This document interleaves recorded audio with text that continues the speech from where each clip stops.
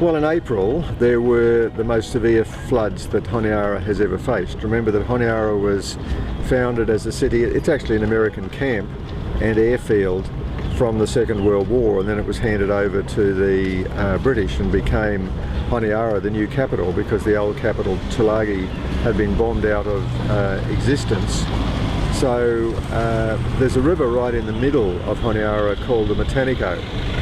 And the Matanico has never flooded like that in the whole history of Honiara back to the 1940s.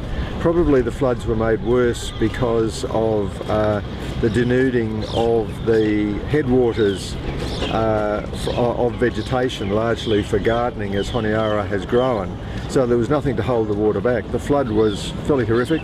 It was also horrific on Guadalcanal Plains and also in many areas of Guadalcanal. So what happened in April was a flood which left about 50,000 people homeless on Guadalcanal, including Honiara and surrounding areas. Do you work here in Solomon? No, let me know where Solomon. So me fella just really tourist no more, but we come for one fella a long museum. I'll be to open him display long Australian South Sea Islanders. You hear him no more? No, Blackbirding. Oh, Blackbirding Day. Okay, Blackbirding Day. Blackbirding. So and new. What about? New display, like art gallery. Oh, stop and art gallery. So three fella Australian long. Me fella call him Kanaka descent by Australia. Three fella come like here for opening like exhibition. Now me come like here because me historian long days on blackbirding. Okay, I get your picture, ma'am. Thank you very much. Thank you, ma'am. On behalf of the Minister,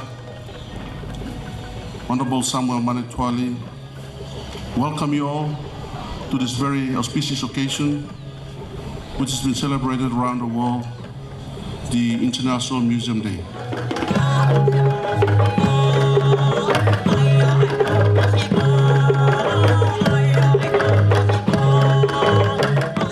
As you know, ladies and gentlemen, the theme for this year's International Museum Day is Museum Collections Make Connections.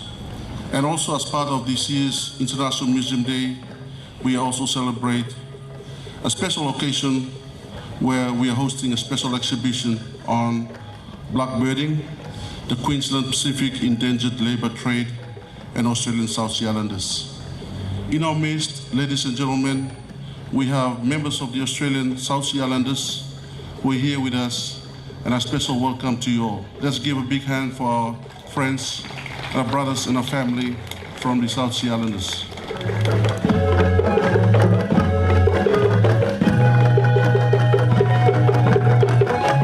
I know I am deeply honoured to be here today to see the museum and to see the display, to reconnect with family and having a sense of identity, knowing where our customary land is, who our people are, makes us, I guess, in Australia, a better people, and to reconnect with our families.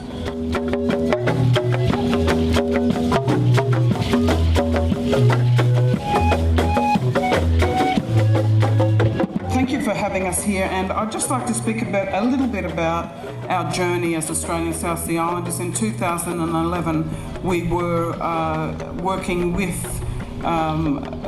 Chief Colin Terrere and the Vanuatu government, Minister Ralph Reganvano, Minister for Lands.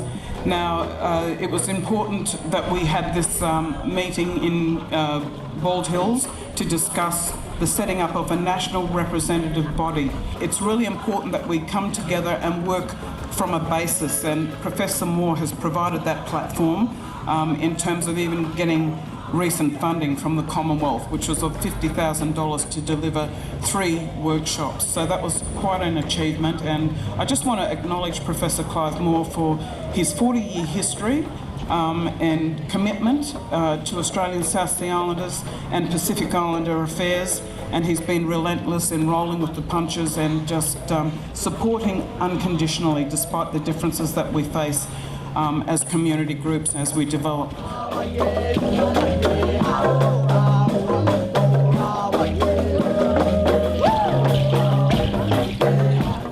Now, the Christensen Fund is a philanthropic organisation. They're based in, I think, LA, but they look after a project called the Melanesian Project.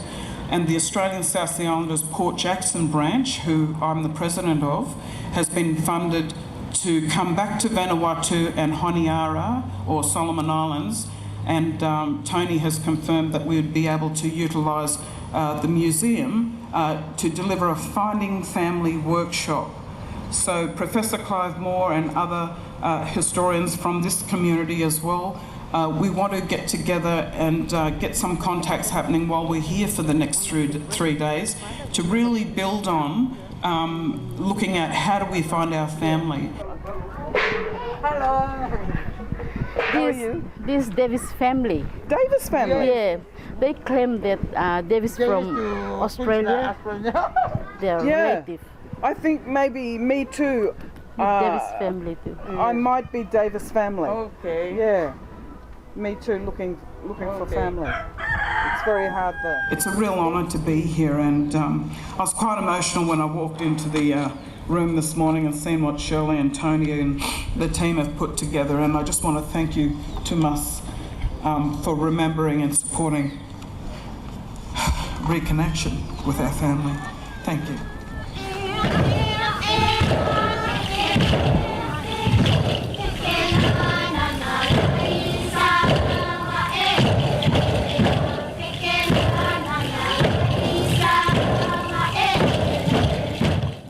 This blackbirding history is one of the important histories of Solomon Islands. Maybe most of us or some of us who are here, we have our forefathers, maybe our grandfathers, who have been taken to work in the sugarcane plantations in Queensland. I, for one, myself, my grandfather is one of them.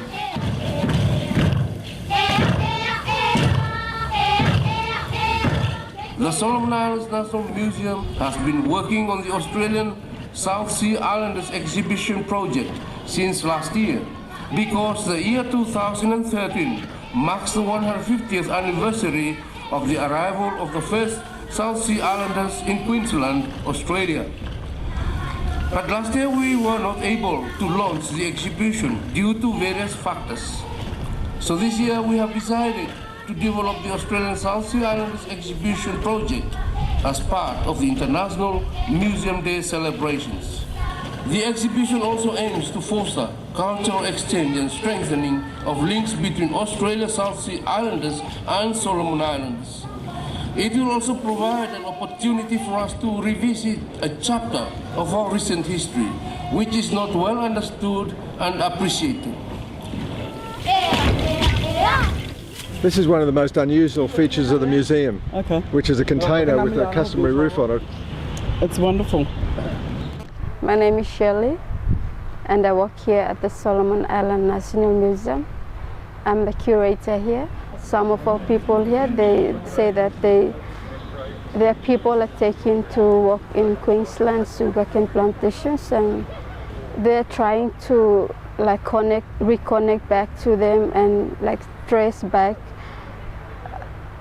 They don't know this. I mean, their forefathers, they don't really know where they are right now. So having such workshop like that, it's really important because it will bring people together. My name is Luisa. I work at the National Archives. I feel excited about the program, but then looking back at the history of the blackbirding, it's very emotional. When you go into exhibition, you can see it. Many people in the Solomon, they do not know about the history or what is blackbirding. And when they come here, they can learn much more about our people in the past too. My name is Tony Herake. I'm the director of the Solomoni National Museum.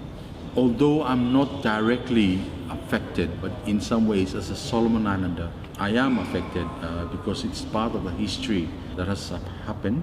And from a museum point of view, we have a responsibility to tell that story and also to educate people about a part of our history that is in some ways not well understood. In some ways, some people do not appreciate it. Already we have developed this exhibition. We have information, we have contacts and people that we can work with.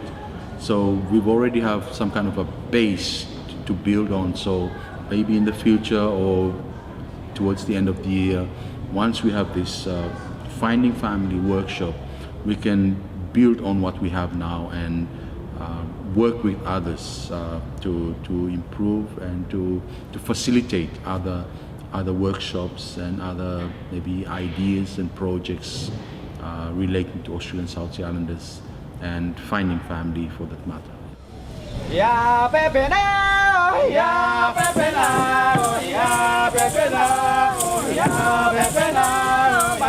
My great-grandfather, by the name Peter Waitasu, he was also taken to work in the sugarcane plantation in Queensland.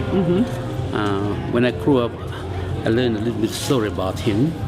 I've had seen his photos at home, and an award that was given to him by Her Majesty the Queen. In fact, when he returned from Australia, he's one of the first person that has planted 2 big coconut plantations out there on Ugi Island in the Mackay province. And he was one of the first businessmen that was created in his history in the Eastern Solomon, as it was called at that time. My grandfather must be among these from Mackay. So this could be your grandfather?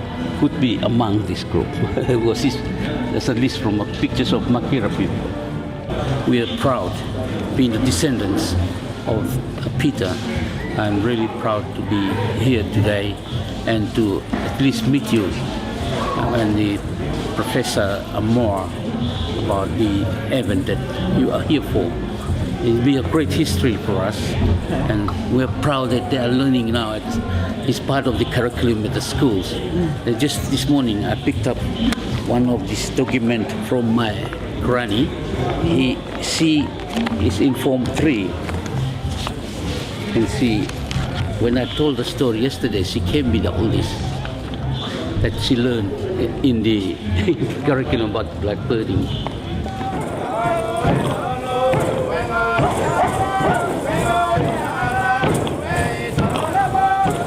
When I was doing secondary studies, there was very little covered in the school curriculum. And then when we were developing this project, it was then when I started to read more about it.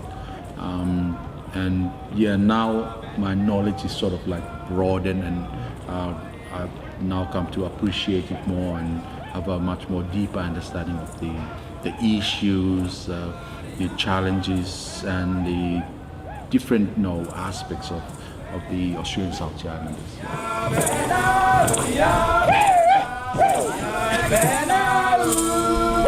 My name is John Oltonwasi and I'm from Malaita. I am a diplomat by profession. I spent almost 20 years in the foreign service. Until recently, 4 years ago, I was transferred to Ministry of Police, National Secretary as the Permanent Secretary, and then 2 years ago I was transferred to the Ministry of Culture and Tourism as the Permanent Secretary for that ministry.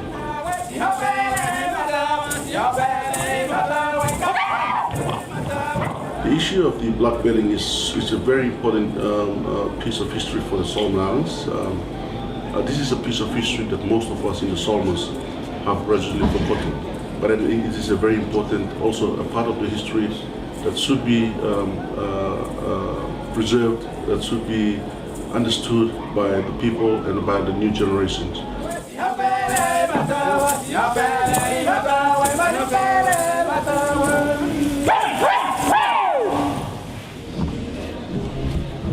We as a committee, we talk together and we make decisions, whatever work where we come up to, we all make decisions together. It's a very good team. We've managed to work together, assisted one another, and as you can see from the final product, it shows their commitment, their effort, and their willingness to try and work together as a team. Yeah. During the exhibition, the launching of the exhibition, it brought a lot of Solomonians to tears as well. I was also moved when I walked in. A lot of our people from, especially the Malaitans, when they walked out, their eyes were crying and stuff like that. I think it just portrays a very important piece of history that we have with our people in Australia. I believe it will be a starting point where we will start to grow the seed of connection with our people. Yeah, my name is Janet.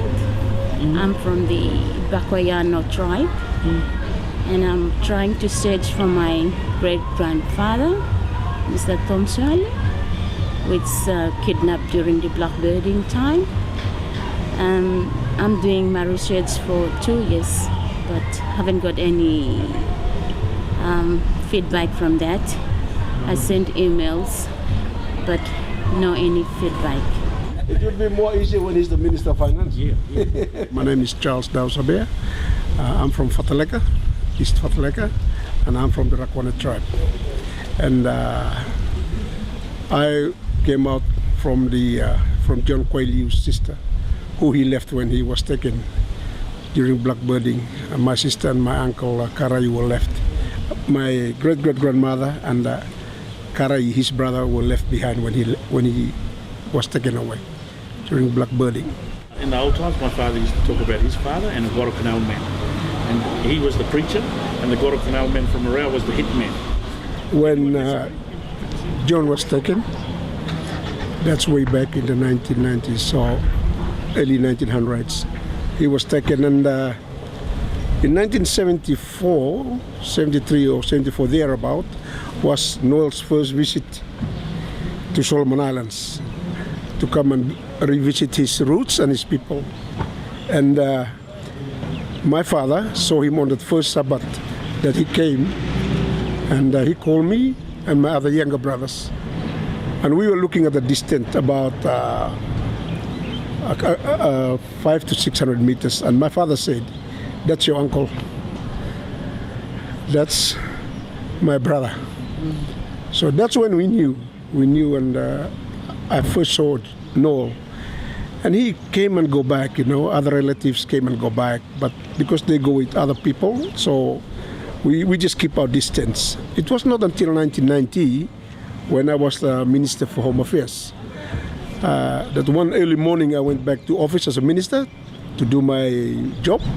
I was told by my secretary that there was somebody who wants to book an appointment with me. And he said, I said, who is his name? And she said, Noel Fatanau. I said, bring him. That's my uncle. So they brought him up to the office. He came and sat opposite me in my table in my room. The first question he asked me was, who was your great-great-grandmother? So I told the name, Maya. And he slapped the table in front of me and he said, why have you kept away from me? I've been looking for you for more than 20 years. I said, Uncle, day one that you arrived, Dad told me and my brothers that you are his cousin brother. But we keep our way back a bit, so we thought that you want to come and meet those people. He said, no, I was coming here searching for you people. So that's the time we start the connections, and he make a vow that if he's dead and buried, one of us must be at the graveside when he's buried. So that's why my younger brother went over when he was buried. Oh, thank you for sharing that story. Thank you about that. Oh, I'm sorry. Those are our relatives, our families, our brothers and sisters that we should not forget. They are part of us.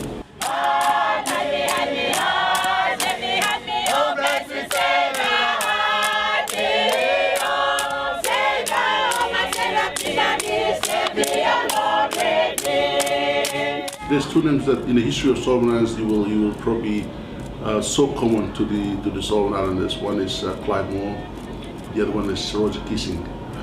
So certainly Clive Moore is one of our very well-respected persons who's done so much on the history of Solomon Islands, and even some of us would not have the sort of do not have the sort of knowledge that Clive Moore knows about us.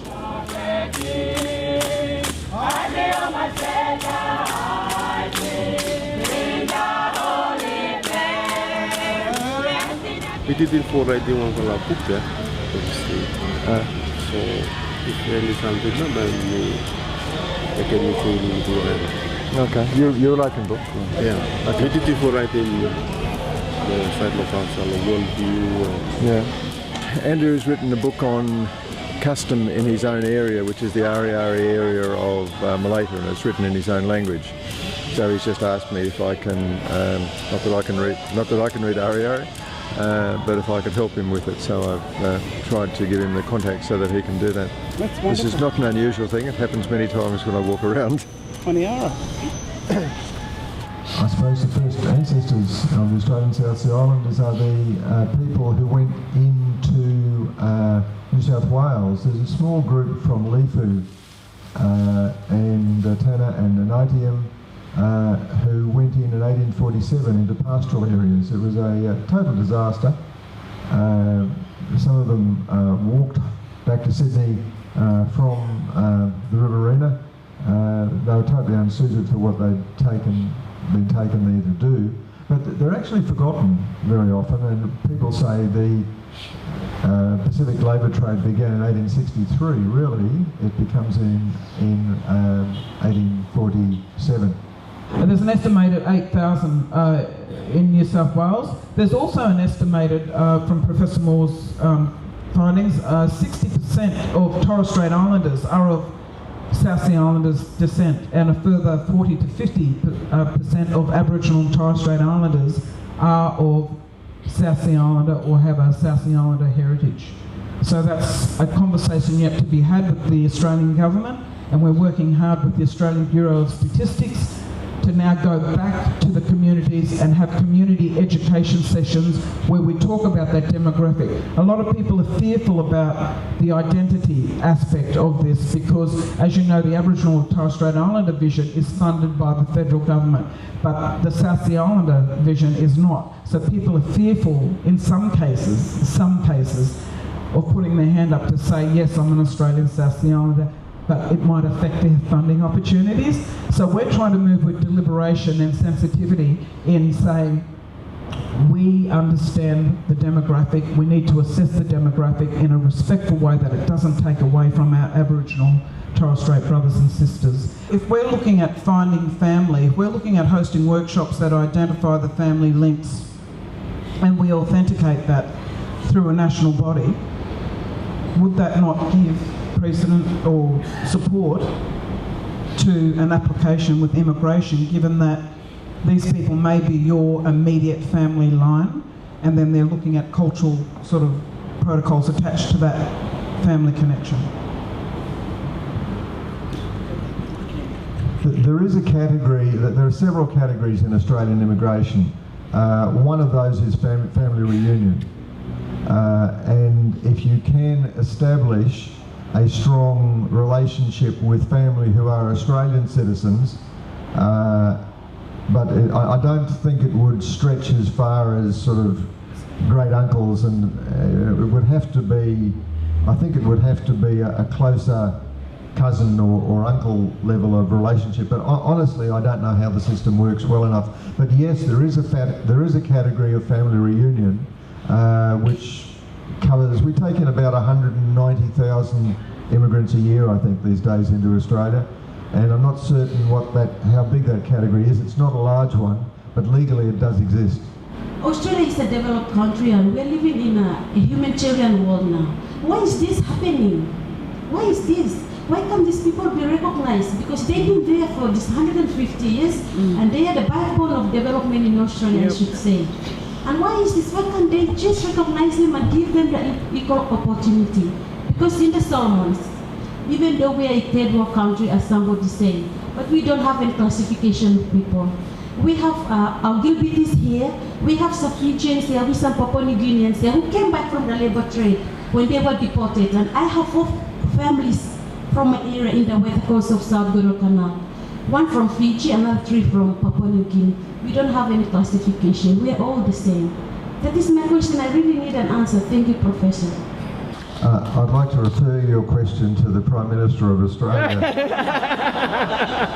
In terms of government recognition, we've been in front of a number of senators to date with Professor Moore and our board to have discussions about being the forgotten people and the fact that this recognition hasn't been followed through.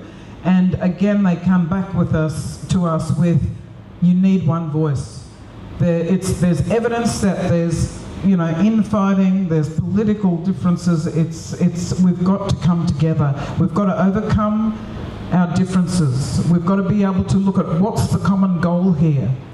But I think the panel went well, and most of the presentations were really informative.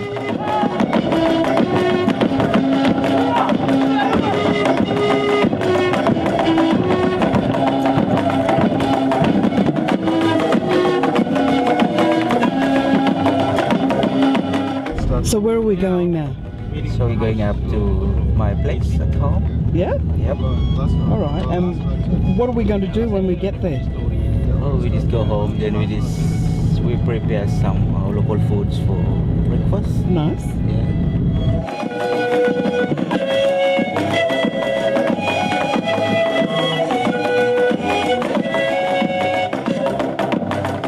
So when you think about the people that were taken from Solomons to Australia by Blackbirding, what are your thoughts about that? How do you feel about that for your people?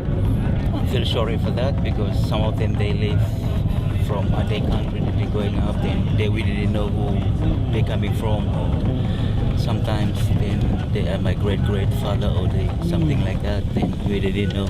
So they going, they living in Brisbane or in Australia, so they didn't know what to coming back and see the people here in Solomon Island. Yeah. What would you like to see the government do to fix the problem so that people can reconnect with family? What do you think? I think that it's a good idea for people that they have to speak to government and people have to reconnect back to their own family. Okay. And that's good for them coming back.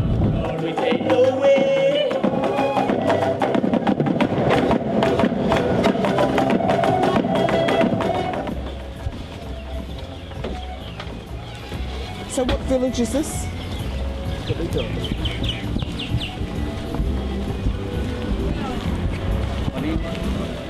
This is Henry's house, and the idea is that they're going to fix it so they can rent out upstairs to another member of their family. Yeah.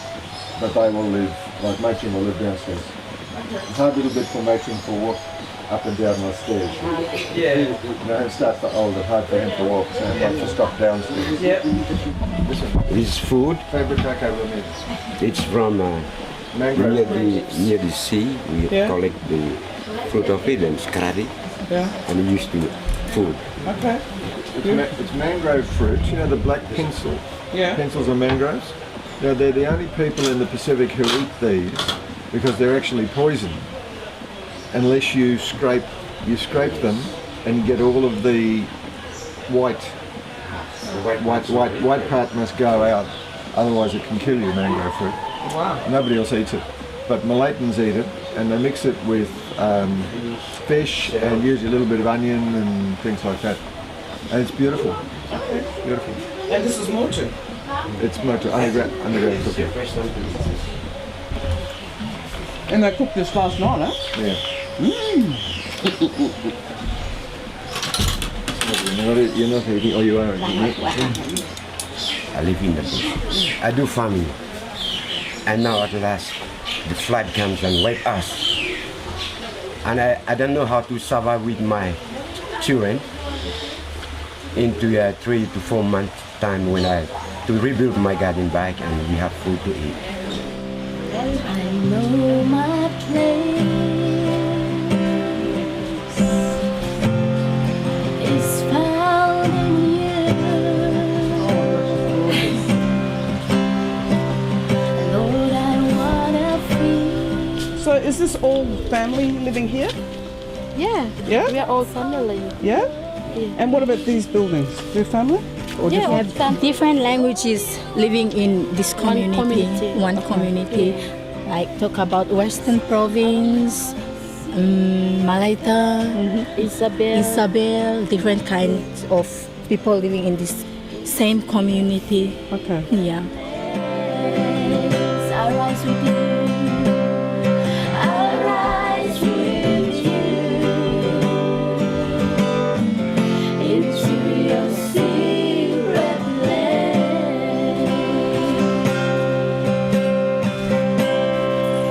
Oh my goodness. That was so beautiful.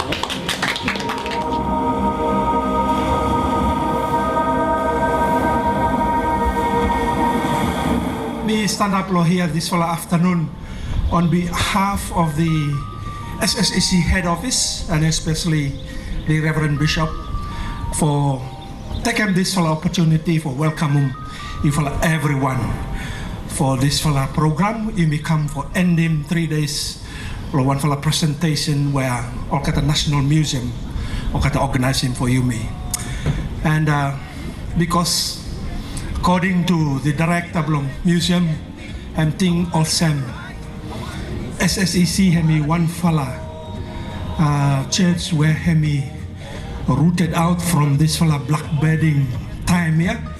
And important for SSC have me take part inside long closing program.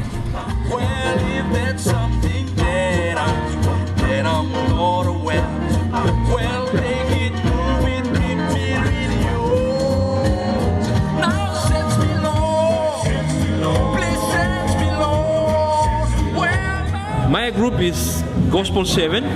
My granny told me about their great-grandfather. The Australian boat came and when they get the farm and to harvesting cane, so they just pick on the islands and then came over to Australia, and some of them retain and some of them are not. So I hope this program where it's hosted here, it's remind us too for that particular time where our ancestors come over to Australia to do some sugarcane.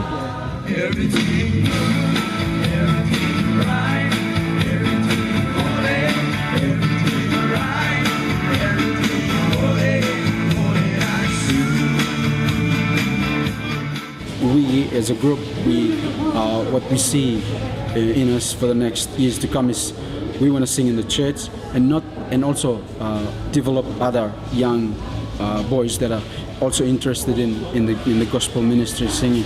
We are also would like to encourage them, empower them, and give them the same encouragement that we have received so far, so that they also can also walk in our steps. Right on, King Jesus. Right on, King Jesus. Right on, the conquering King. I wanna go to heaven in the morning. Living in the sunshine of His marvelous grace.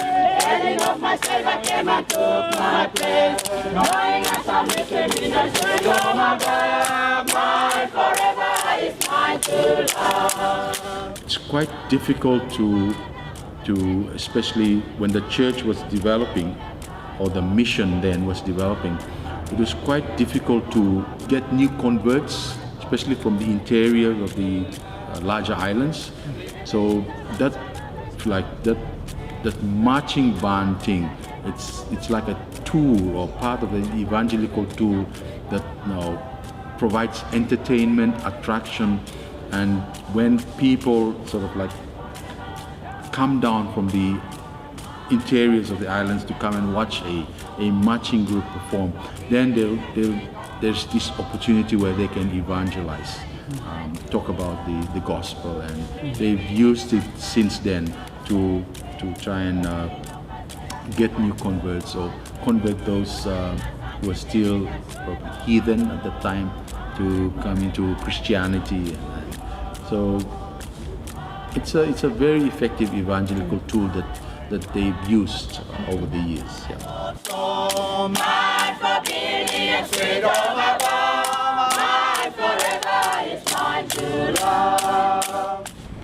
God save our Solomon Islands from shore to shore.